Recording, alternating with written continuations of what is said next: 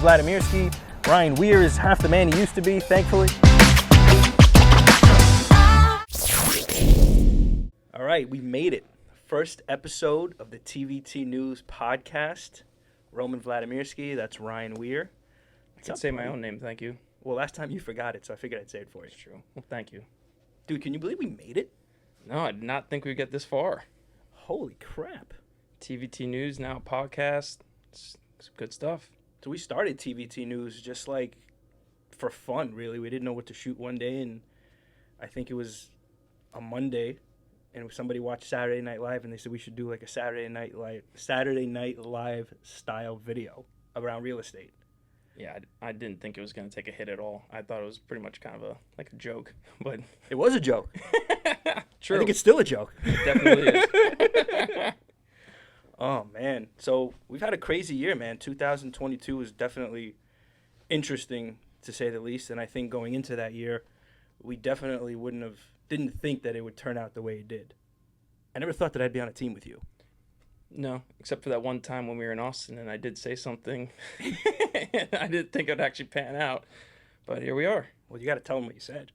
Well, we were out partying a little bit. And, I decided to say that, after a few drinks, I was like, we should start our own team. That's not how it went down. That's definitely not how it went down. Well, you told me Here's how you think it went down. Ryan had a couple of drinks, walking down the street, and he said, "You know what, man? Screw everybody. We should start our own team." That sounds a little more accurate. But no, I'm glad we did. First couple of years of TVT for me, though, was just me. Nobody really knew that I didn't have a team behind me. I was kind of like the first album of the Foo Fighters, when it was just Dave Grohl playing all the instruments, right? And then later on came Taylor Hawkins and all the other guys. Are you familiar with the Foo Fighters? You look very confused. I'm familiar with the songs. I don't know everything about them, but that doesn't surprise me. You look more like an Eiffel 65 kind of guy. Such an ass. No, but I didn't expect myself to ever be on a podcast or even on video. I've never been a fan of being in front of people, and I definitely think it's come a long way in the past year. Things have definitely changed. Starting to feel a little more comfortable on camera. And, I appreciate the opportunity that you wanted to do this with me and, see where it goes. And, I'm excited. I find it interesting that you have a hard time being in front of people considering you're a real estate agent. Yeah, I'm fine with being in front of people. It's just once you have a spotlight on you with a camera and everything, it just kind of changes up the game a little bit. No, that's true, I guess. So, like, this first year being on the team, what do you think, for you at least, what do you think is different from, being in the business previously? What changes have you made, or what has the team given you kind of to make those changes in your life? Well, one thing for sure is, now being married and everything, I just wanted to take everything to the next level, do things differently. Obviously, I've always been a big fan and supporter of you, and I think we have, kind of the same, personalities and think pretty similar. And I was just really, excited when you approached me and said, you're looking to expand the team and, wanted to, take this to the next level. And I wasn't planning on ever, joining a team. And, once you actually approached me and we sat down, I felt really comfortable and it just seemed right. And I took the plunge, went for it, and honestly, it was my best year yet in real estate. And now I even capped for the year, which is amazing. It's gone a long way. For those in the audience that don't know what capping means, can you please explain? What does it mean at Keller Williams when you cap? So at Keller Williams, once you pay your dues back to the office for the year, which is at a certain amount, the commission turns to 100%. So for the next 5 months, all the commission is 100% to me, which is, a huge deal. And it's, been 5 years here at Keller Williams, and it's the first year it's happened. And, I was able to do that with Roman. I'm proud of you for capping, man. I think it's a big accomplishment. And you put in a lot of work into everything you do. You don't just go and do it. You really think about how you're going to handle a certain situation in a manner that saves time, you work smarter, not harder, and I think that's a big reason why you had the success that you did. And thanks for giving me the credit, but I got to give you the credit right back. Yeah, well, I think it's a shout out to the whole team. I think we all work together, which is the nice, part about the team. And I just drew a blank. I had a whole thing. You can cut that out. Okay. Go ahead. But no, I just think it was a team effort. It's I definitely couldn't have done it myself. I think that I don't want to waste any time. I don't want to waste your time. I don't want to waste the client's time. So by us doing our due diligence and doing the research for these clients, we're able to get them to the table faster to close, and we're able to find them the home that they want in a reasonable time. And it all comes down to two things. I think the buyer consultation is very important. Like, I think a lot of real estate agents will just, and I did this early on in my career, right? I would show a house to anybody with a pulse. Oh, you're breathing? Great. I'll go show you a house right now. Thank with you for the not doing hopes, that. yeah, with the hopes that they would like it and then buy it, not realizing how much time I'm actually wasting, right? But now we're sitting there, we're doing a buyer consultation, we're asking all these people, what is your motive? What is your reason for wanting to buy a home? What's your motivation? We are setting standards and expectations for what they should expect from us, and what we expect from them, right? Because it's a two-way street. And you also want to make sure we're a personality fit for these people, just because you might not get along with somebody. No, absolutely, and I think that's the other part of why I wanted to also join the team. I think we think What's alike. a team? Team. No, I just think people think we're alike. Half the time people think we're brothers or cousins. But I don't see it. Oh. I don't either. But who knows? But no, just going out there with the buyers. Besides you doing your consultation, I want to build a relationship with them too, since I'm out there half the time showing them the properties. So I reconsult them myself to build a rapport between me and them, and not just between you two. And I think it just goes a long way in the end, and they're more comfortable. It's not like they're just getting handed off. Right. We know how to set boundaries and to work with them and get them the house of their dreams. And I think it's very important also is that the customer doesn't feel a difference in customer service when it goes from me at the buyer consultation to you doing the showings, right? I think a lot of agents might be hesitant about doing that because, oh, well, they only want me. They want me at the consultation. They want me to show them the house. They want me to put in the offers, blah, blah, blah, blah, blah. It's all just bullshit and excuses, because if you have the same level of customer service from A to Z, nobody cares who it is as long as the level of customer service is consistent, right? I totally agree. And I think me and you kind of have that rhythm.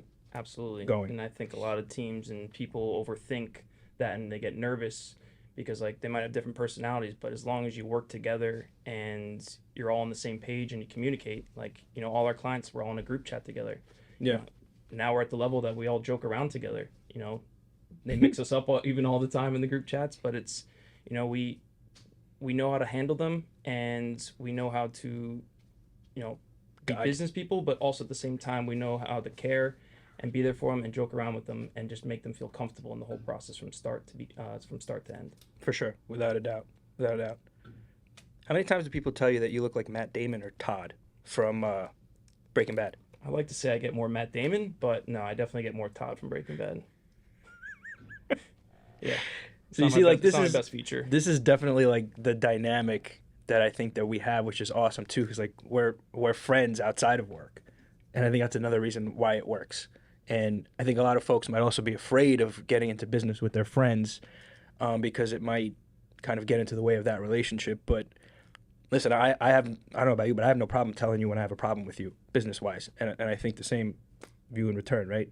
Well, that's, I think, also the nice part about the team and working with you is that you don't. It's not like you're just a boss. You want to help us grow within the team. You want us. You're letting us handle our part of the business, but you're there to also help guide us for all of us to grow. It's not about you just running the show. You want everyone's opinions. I'll give my feedback. You'll give your feedback. You might butt heads every now and then about small things, but at the end of the day, it makes us grow, and we figure it all out. And in the end, it just makes everything better. So as we're over here speaking, I'm trying to figure out, are we doing a real estate podcast or a bromance between me and you? Yeah, I don't know, understand man. what's happening here. This is becoming like like a late night talk show. Hey, it's the first one, so I give me a break here. I think we're doing pretty damn good. But no, it's been a really cool ride. We met, what was that, 5 years ago now? I think it is. 2018, Yeah. August 2018. I met you at the airport. At the airport in your jorts. Oh man, Remember those? I still have jorts. What's the problem with jorts? I don't understand. They're super comfortable. You don't sweat through them. What's the problem? I don't know. It's just that you got like the frayed ones at the end. Like you don't even have just regular jorts. You got like I got regular ones too. Yeah, I know. And you also got salmon colored shorts too. I'm just not a fan. Dude, you're from Scarsdale. Everybody wears salmon colored things. There we go. That's Bronxville. All right, take it easy. No, it's Scarsdale too, buddy. I've seen it. I live there now. Oh, so you live there now? So okay, I do. All right. I do. I'm gonna get you to wear a pair of jorts one day. We'll see about that one. I don't know. Yeah? Yeah, maybe I'll get a star tattoo as my next tattoo, right on my elbow. You have a tattoo? I have a couple. What kind?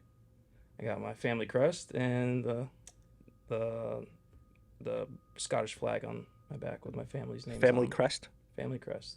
Are you in the royal family? I thought only the royals have crests. It's my clan, my Weir clan from, I don't know. So is it like somebody like 200 years ago in the Weir family said, I'm going to make a crest, and this is what it became? Yeah, I think I'm going to make a Vladimirsky crest now for my family. maybe you have one. I definitely don't. You don't? No. I think you should look it up. It's probably like a bottle of vodka or something. That's probably pretty accurate. Awesome, man. So listen, what do you think, what are you seeing for 2023? Like, I know we talked about it, but in terms of business and real estate, like, what are you going to be doing differently this year? Because you can always get better, right? As good as 2022 was, we can always get better. So what is it that you're going to implement in 2023, whether it's you as an individual or you within TVT? What's going to be different? Well, I think for starters, last year was a big growth year and learning. We Definitely. were trying to put the team together and, kind of figure out the dynamic and, who does what and take that to the next level for the following years. And I think after now going through a full year with you and kind of understanding exactly what you're looking for, what I'm looking for, and all the other team members are looking for, we figured each other out. And now it's just, putting all that to the grind and, helping out as many families as possible for 2023. Dude, we also threw a party last year. That was a sick party. I almost forgot. Yeah. I've never done that before in my life. Wine tasting. Wine DJ. tasting, DJ, giveaways, People loved it. raffle tickets. I'm excited for many more events this year.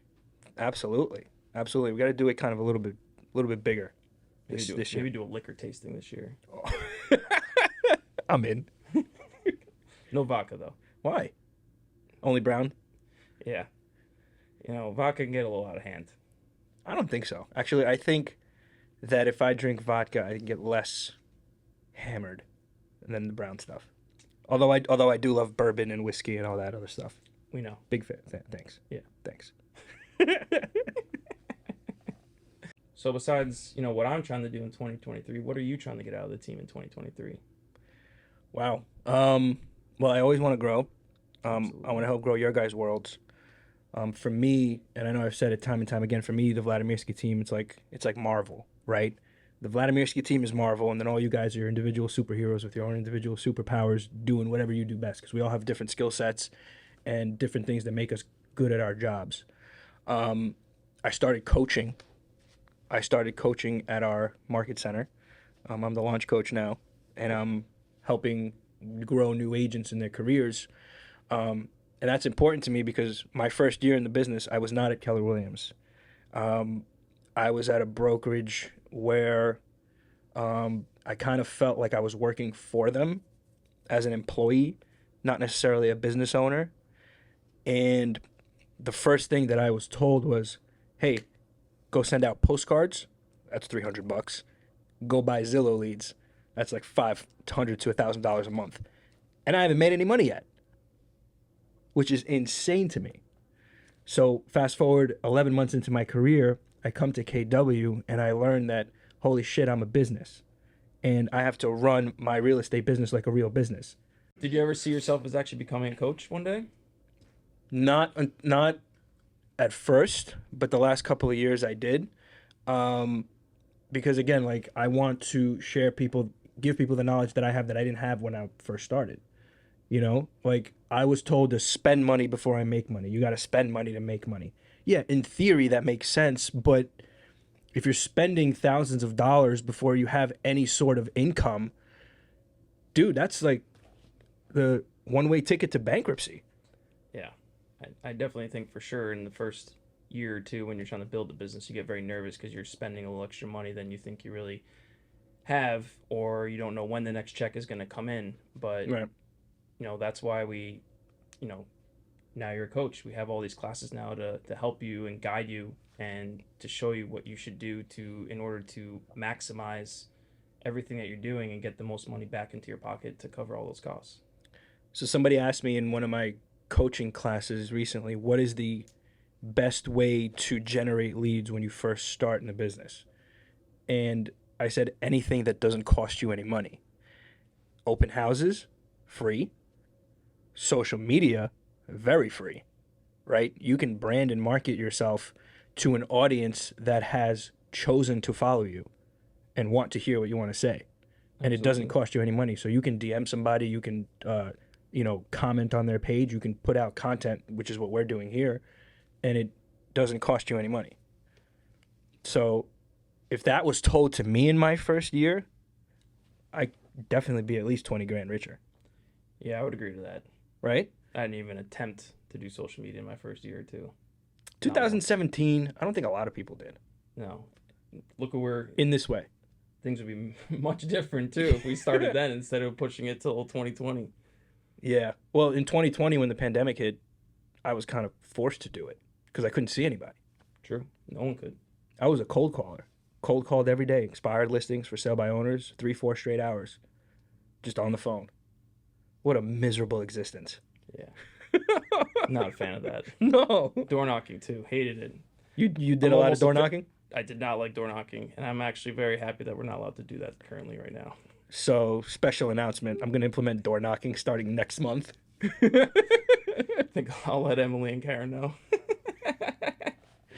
But no, I mean, it's what we knew, right? We didn't know anything else. And I think that's part of staying in curiosity and always learning better, more efficient ways of conducting business. And when I found out that my wife was pregnant with our daughter, I knew that I had to save a lot of time so that I can be home with my family, give a lot of time to them. I don't want to be that father that's always working. You know, that's not the kind of dad I want to be. So social media allows you to market yourself to people from wherever you are. Absolutely. And I think a lot of, most people would say that, you got to focus on one or two things and Yeah. maximize them, put it to the fullest because, you do 5, 6 different ways of trying to create business, it's just going to get all over the place and turn Yeah. into a big mess. If you focus on those one or two things like cold calling or social media, which has been a great hit for us, Yeah. It changes the game because if you focus on that one thing, it actually gives you more time back to do whatever you need to do with your personal life. So I would be like laying in bed right now, holding my son, rocking him to sleep, and just DM people. Where could you do that? I don't know, man. It's a big opportunity, not just real estate agents, but business owners are missing out on. Absolutely. Huge. I think even just outside of real estate, any business out there could definitely grow and gain a lot from it and see a huge difference within the first year or two if they really just put their time into it. I used to manage a liquor store. There's a lot of downtime you have in a liquor store. If you were to do more social media and stuff like that on the downtime you have, things would absolutely change. Yep. Couldn't agree more. And listen, I don't care what anybody says. People have a lot of downtime, Absolutely. right? Toilet, sitting eating food, rocking your baby to sleep, sitting at the office pretending like you're working. There's a lot of downtime in life, It's a lot. specifically the toilet. And you can even post or make videos about the stuff that you're doing. Well, maybe not the toilet. I would keep that out of there. But Dude, that will go viral. it would. But I wouldn't suggest that. Let's try it as you're door knocking next time. Okay. No, but I think, when we first started this, or when I first started this, when I joined the team last year, I hated being on camera. I would get nervous every time it was the day of the photo shoot day or video day. You were a statue.